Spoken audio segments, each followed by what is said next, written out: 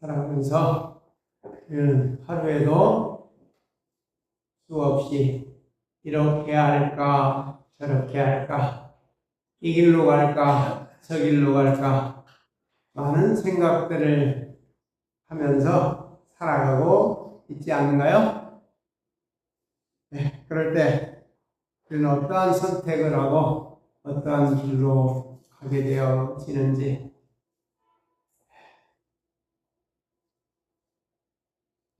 그만큼 살다 보니까 과거에 이것이 전부인 것처럼 열심히 거기에 빠져서 쫓아다녔던 일도 있었고 또한 그것들이 인생을 살아오면서 크게 힘이 될 때도 있었지만 또한 다른 사람들에게 억압과 핍박이 되었기도 하고 이런 생각들을 하게 되어집니다. 우리 인생들, 우리의 사고와 개념들이 온전하진 않거든요. 오늘 시편 기자는 그렇게 얘기합니다. 살아오면서 많은 어려움도 당하고 많은 사람들에게 유혹도 받고 억압도 받고 많은 손해도 입을 때가 있었다. 그렇지만 또한 나도 다른 이들에게 포악을 행하고 이렇게 나의 이익과 욕심만을 위하면서 내가 지금 있는 자리 참 아무것도 아닌데 그것을 가지고 권력이 되어지고 힘이 되어져서 과시하면서 이렇게 억압하고 핍박하며 살아올 때도 있었다. 그래서 그런 것들이 나를 유혹할 때 나는 어떻게 살아왔는지 그런 얘기를 하고 있습니다. 우리는 선택과 결단에 있어서 우리는 어때요?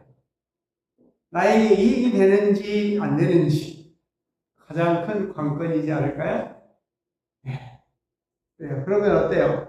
내가 이익을 챙기면 누군가는 여러분 생각나는데요. 내가 이익을 챙기면 누군가는 그만큼 손해를 입는 것이죠.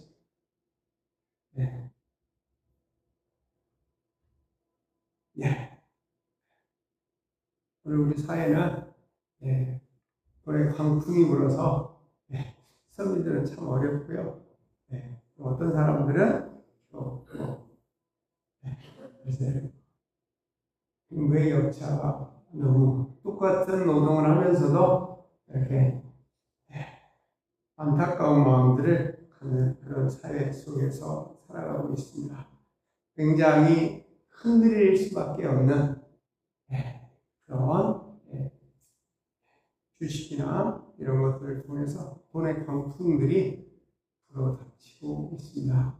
이럴 때 우리가 어떻게 해야 될 것인지 자연스럽게 참 너무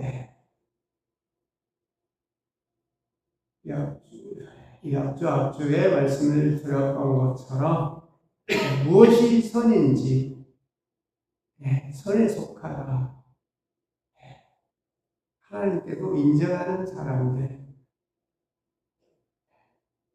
쉽지 않지만 너희는 이 세대를 본받지 말고 오직 마음을 새롭게 함으로 변화를 받아 하나님의 선하시고 기뻐하시고 온전하신 뜻이 무엇인지 분별하도록 하라. 자연스럽게 공부하고 배우고 익히는 건 나쁘다고 말할 수 없을 것입니다. 거기에 매몰되어져서 내 인생, 내 삶 자체가 모든 것이 거기에만 걸려있다고 하면 우리 인생은 결국은 무엇을 위해 살아가고 있는 것인지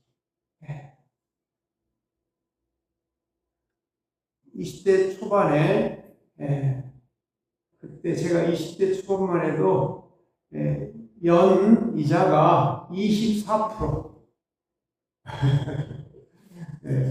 그 정도였었어요. 20대 들어서면서 그래서 이 정도 가지고 있으면 인생 그냥 놀고 먹어도 되겠다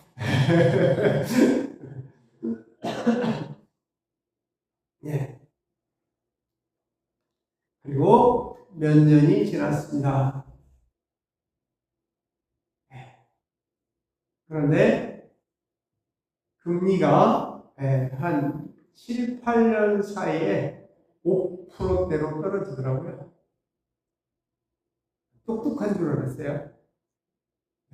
그런데 그렇게 세계의 경제에 대해서 몰랐죠. 우리나라가 그때는 가난했기 때문에 굉장히 인플레이션이 높아서 그렇게 금리가 높았던 것인데, 그런 금리가 어려서 살아오면서 20대까지 계속 그런 것만 봐왔으니까 이것은 약간씩은 변하지만 그렇게 변하리라고는 생각을 못했던 것이죠. 그래서 그 다음에 이제 어때요? 1,000만원만 있어도 한 달에 상당한 금액들이 24%, 25% 이러니까 얼마나 들어왔겠어요. 그랬던 것들이 어때요? 5분의 1 토막 났으니까 삶이 쉬워요, 어려워요? 그 돈만 갖고 살아가다 인생이라 이렇게 생각이 참 허무한, 그래서 그때부터 새로운, 그래서 그렇게 하다 보니까 이 돈을 어디다가 넣어요? 그때 당시에는 부동산이라는 게 없어서 항상 은행에 넣었죠. 제일 돈을 많이 주니까.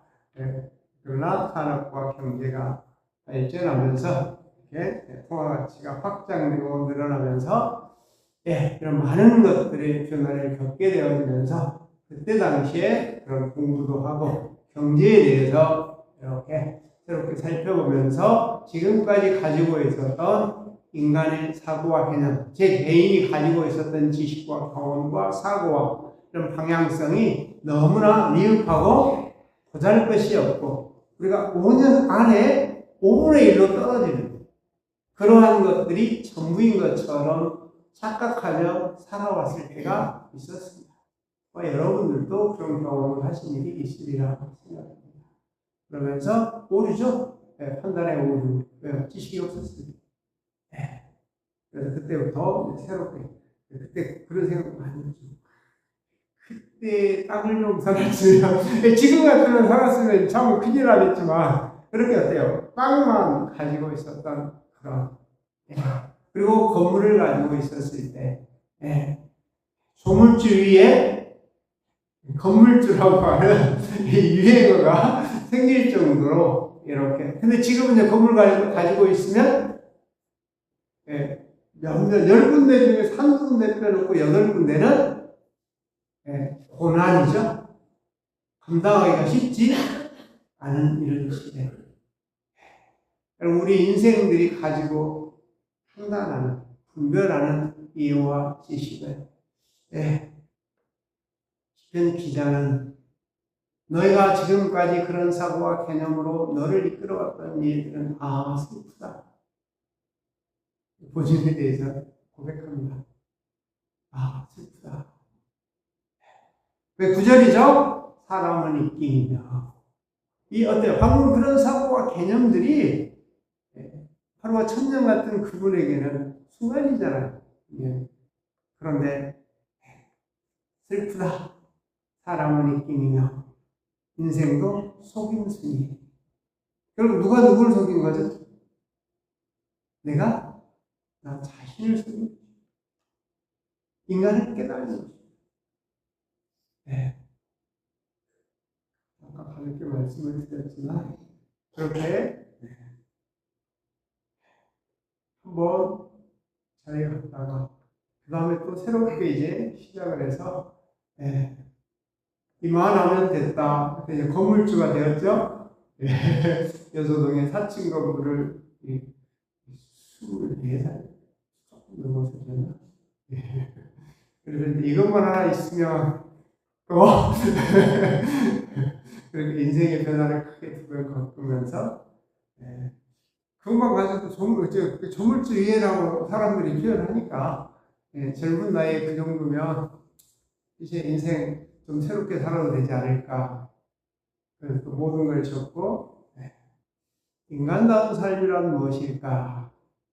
이런 고민들을 하게 되어져서 결국은 이쪽 길로 이쪽 길로 와서 신앙 속에서 사람들에게 힘이 되고 용기가 되고 위로가 되어질 수 있는 일이 무엇일까? 그것이 인간다운 삶이다. 그 삶을 살아보자.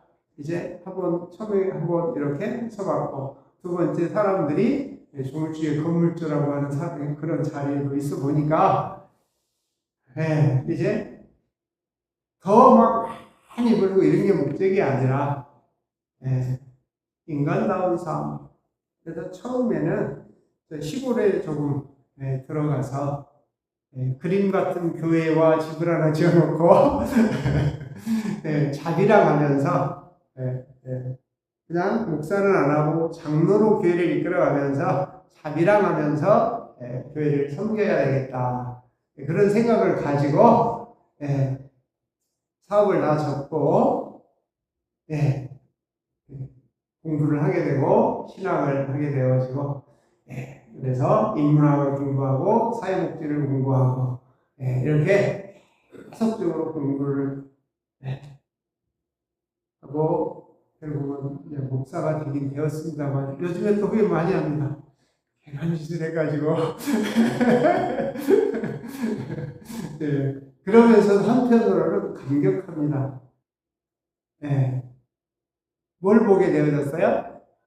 아, 슬프다. 인생이요. 인간이 어떤 존재인지, 그래서 30대 딱 시작하면서부터 자수성가한 사람으로 여기저기서 뭐 어떤 모임에서든지 스카우트 하려고 어디든지 다 오라고 했거든요. 근데 모임에 들어가지 않았었고, 이런 과정을 통해서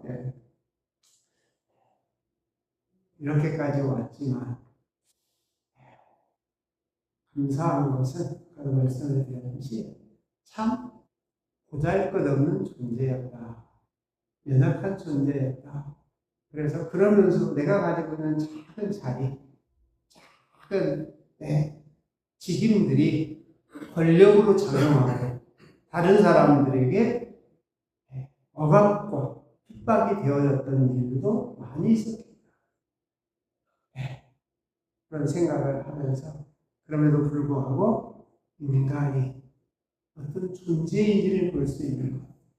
헛되고 모든 것이 하나님의 새로운 것이 없거든요. 사람의 수고하는 수가 무엇으로 자기를 유익하게 할 것이고 돌아오면서 많은 것들 나의 이익과 욕심을 위해서 참 싸나워질 때가 많이 있었죠. 그래서 기자는 이야기합니다. 포악을 의지하지 마라. 돌이켜보니까 슬픈 인생이면서도 우리가 다른 사람들을 대할 때 우리가 가지고 있는 작은 힘을 가지고 굉장히 난폭해지거든요. 대표적인 것이 부모라고 하는 이름으로 아이들에게 얼마나 억압을 하는지, 엄마라고 하는 이름으로, 아빠라고 하는 이름, 또한 좋은 남편이라고 하는 이름, 아내라고 하는 이름, 요즘에 가끔 이렇게 부부 대화들을 보면 남편이 이렇게 억압하고 핍박하는 포악한 남편도 많이 있지만 또 여자분들이 남편에게 그런 분들도 상당히 나오대요. 참 시대가 이게 그래서 우리가 이런 것에서 인식하게 하는 것, 이런 인간의 존재를 인식하게 합니다. 물어보면서 지난 6개월 동안 쭉 돌아오면서 합력하여 선을 이루라. 항상 내가 세워지는 곳에 어때요? 내가 세워져 있으므로 다른 사람들이 힘이 되고 위로가 되고 용기가 되어지는. 그리고 제일 먼저 누구에게? 나 자신에게. 내가 나 자신에게 따뜻해야 되거든요. 근데 그렇지 못할 때가 참 많이 있죠. 그럴 때 본문 기자는 나는 피난처가 아니다. 내가 슬픈 인생을 살아오고 내가 포악한 존재이며 정말 나의 이익과 욕심을 위하여 나의 자존심만을 위하여 모든 것을 무시하고 멸시하면서 살아온 내가 보임으로 인하여 이제 여기서 벗어나고 싶습니다. 그래서 내가 벗어날 수 있는 길이 나는 거기서 벗어났습니다. 어떻게? 이러한 유혹과 어떤 시련이 닥칠 때 나는 피난처가 있습니다. 피난처가 있습니다. 제가 여러분들에게 예배를 드리면서 항상 말씀을 드리죠. 눈을 감고 심호흡을 하고 항상 그분은 내 안에 계시거든요. 그래서 내 영혼의 중심을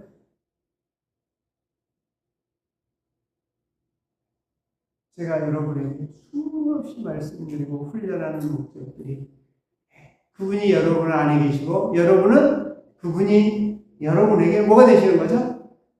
피난처가 되실 수 있고 포악과 강포와 이익과 욕심과 내 자존심이 나를 이끌어가려고 하는데 거기서 내가 벗어날 수 있는 피할 길을 피난처를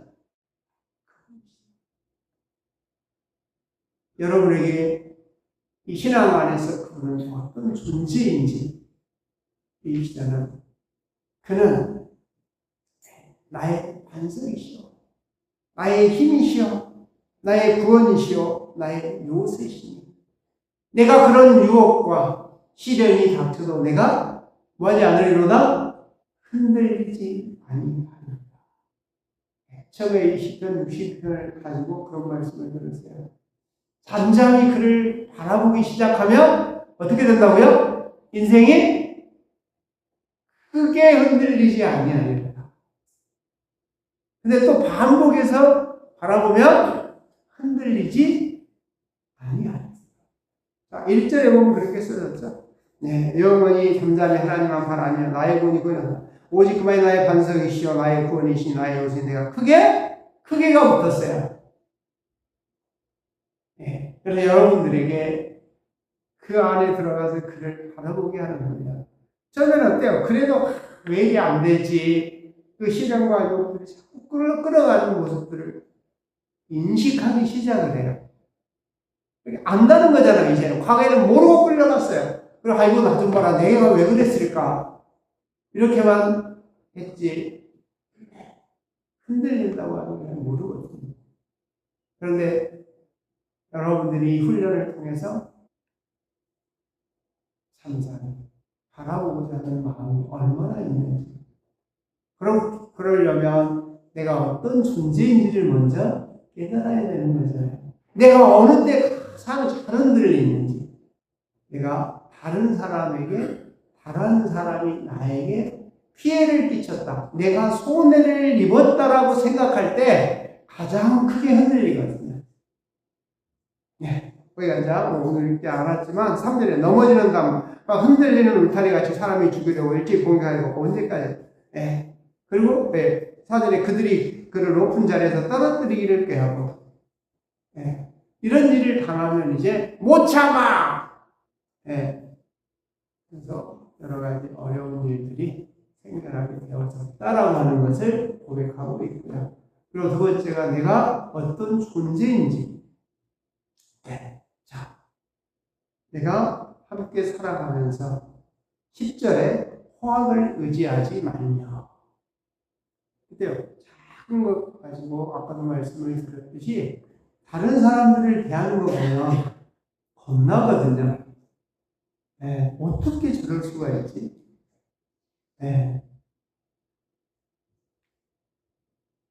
그리고 탈취한 것으로 허망하였으며 자기 이익과 욕심을 따라서 크게 일을 벌였는데 결국 돌아온 거 별로 없거든요. 그런 이유.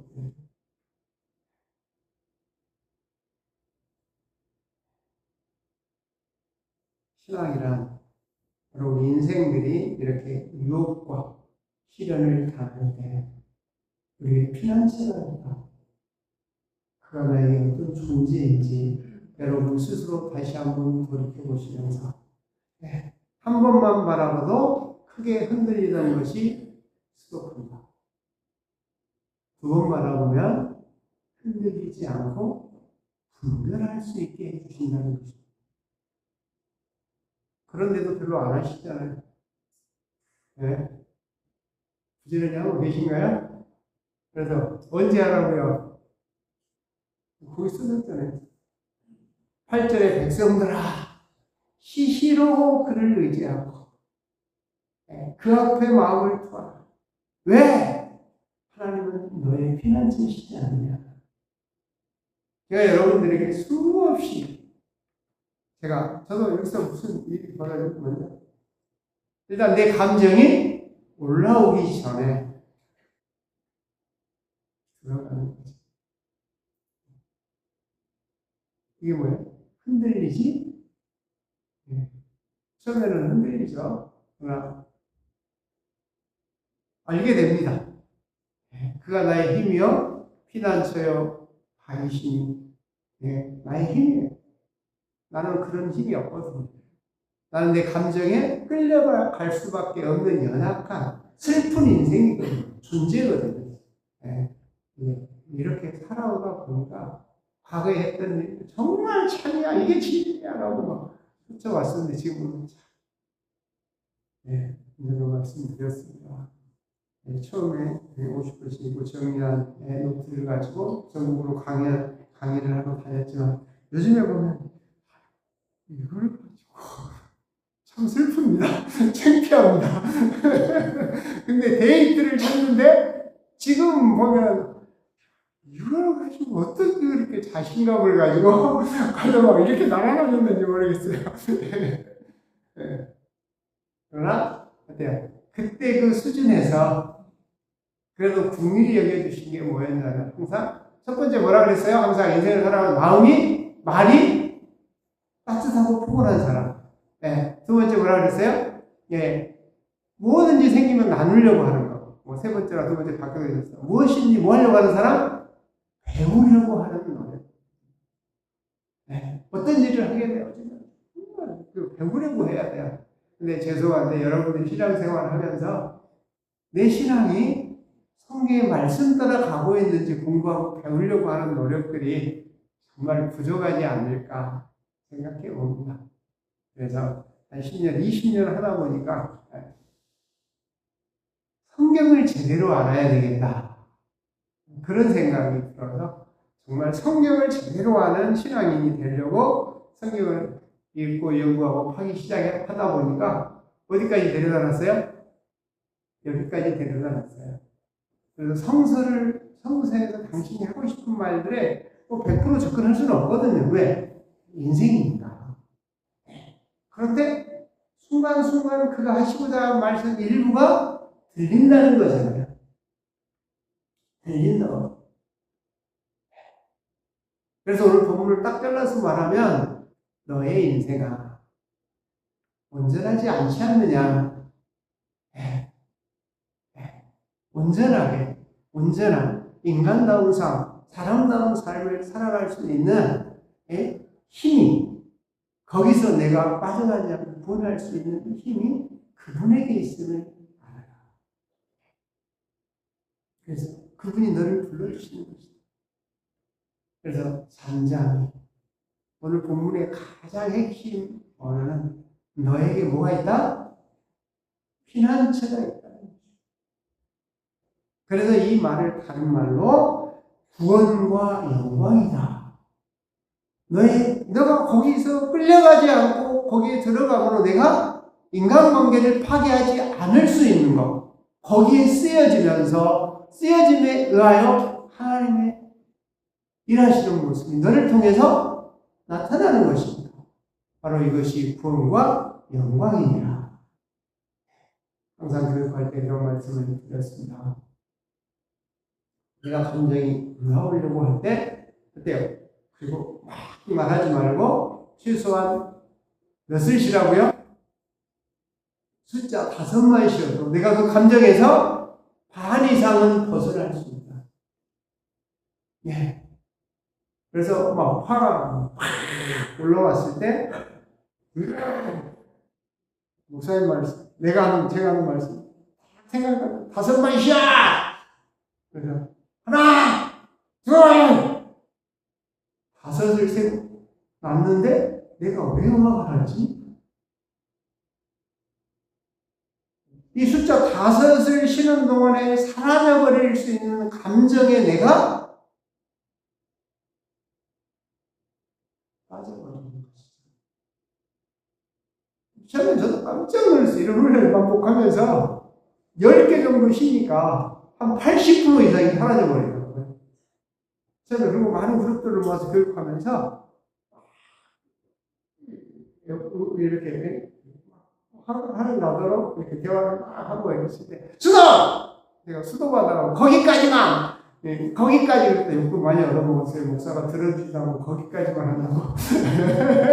근데 저 감정이 막 가면 계속 끌려가요? 안 끌려가요? 계속 끌려가면서 막 소용돌이를 만들어내거든요. 그래서 내가 거기까지 스톱! 그럼 막 얼굴이 불끈하게 하거든요. 이제 스톱 거기까지. 심호흡을 한번 하시고 2번 하시고 몇 번 하다가 왜 화가 났어요? 내가 왜 화가 났지? 예. 실제적으로 반복하면서 정말로 우리 인간의 이 감정이 얼마나 연약하고 허망한 것인지. 그래서 아마 그런 표현들을 인생은 뭐라고요? 입김이고 속임수다. 제가 항상 그런 말씀 드렸어요. 우리 인간의 자존심을 저울에 달면 디지털 저울에 달아도 눈금이 안 움직인다. 눈금 하나도 움직이지 못하는 이 자존심 때문에 죽고 살기도 한다. 사랑하는 교회 여러분, 신앙이란 천지 만물을 주관하고 섭리하고 이끄시고 다스리는 전능자와의 교제입니다. 우리의 연약한 모습들 살아오면서 다시 한번 돌아보면 내가 정말 참이었다, 온전했다, 내가 정말 잘 살았다 말할 수 있는 사람이다.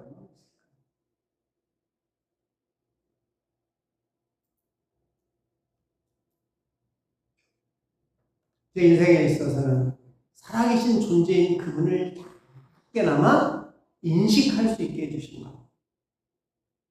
무슨 일이 생기든지 어떤 이익과 욕심이 생기면 먼저 뭡니까? 저는 저를 이제 보게 되었잖아요. 알게 되었잖아요. 어떤 존재인지. 어디서 그렇게 배우셨습니까? 사람에게 배운 게 아니기 때문에. 그리고 갈라디아에서 사람에게서 한 것도 아니라 사람으로 말하면 사람에게 배운 것도 아니란 말이에요. 왜요? 하나님의 말씀을 성서에 대해서 알고 싶었고 쭉 읽고 적고 요약하고 또 요약하고 하다 보니까 어느 순간에 들려주기 시작하시더라고요. 응답하시는 거예요. 그래서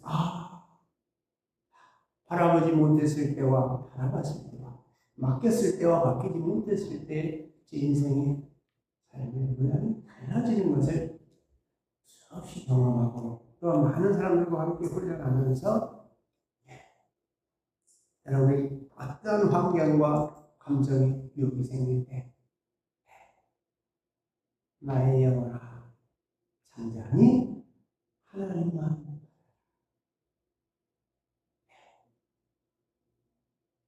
결론으로 얘기를 합니다. 우리의 한 인생을 살아가면서 여기서 끝나면 얼마나 좋겠습니까? 그러나 많은 사람들이 어떤 세계에서든지 인생은 여기서 끝나는 것이 아닙니다. 끝나기 전에 당해야 될 일, 돌아와야 될 일도 있긴 있습니다. 그래서 살아가는 동안에 먼저 행한 대로 갚아주신다는 사실입니다. 돌아오게 되어 있어요. 마지막 절에 주의 인자함은 이게 인자함이래요. 모두에게 공평하다는 뜻으로 해석해 봅니다. 주께 속하오니 주께서 각 사람이 행한 대로 갚으신 것입니다.